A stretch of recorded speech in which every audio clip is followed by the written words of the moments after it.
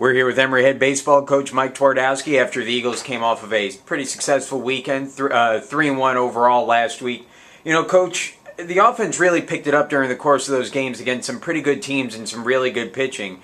It seems like everything is clicking right now. What's been the difference over the last week as opposed to earlier in the season when maybe the offense wasn't going so well?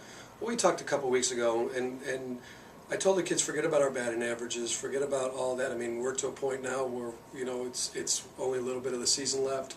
We're trying to get great at bats. We're trying to get into counts. We're trying to. I think what happened early in the year is when we got a 2-0 pitch, we swung at it. And when you're not swinging the bats well, you're putting the ball in play. You know, not good counts. We've very much gotten into 3-1 counts, 3-2 counts. We took a lot more walks. Seeing pitches gets your timing down.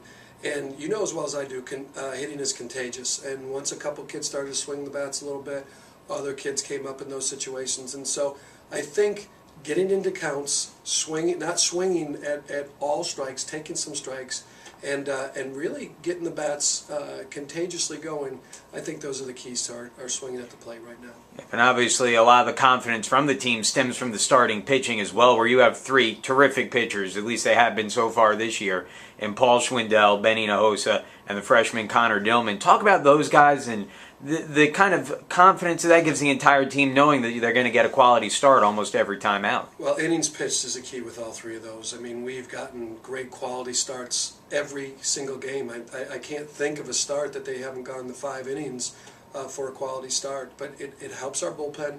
Our bullpen is very young, and then obviously getting down to Michael to close out games, they've just done a great job. And the one part about that with our guys going long into games is our defense has helped them out. We haven't made a lot of errors, which, you know, pitch count is one of the keys to getting into many innings, and our defense has really been shored up this year, especially not having the same any of the same players in the field except for catching that we had last year. So getting into games, you know, being able to control you know, teams has been a valuable part of our team this year, and the pitching staff has been so good for doing that. Yep, and you mentioned briefly Mike Bitanga at the back end of games, but you know, not only his ability to close down at the end of the games, but the fact that you can bring him in for 2 innings sometimes. Even this week, you brought him in for 3 1/3 innings. Sure. You know, that has to be comforting, knowing that you can go to him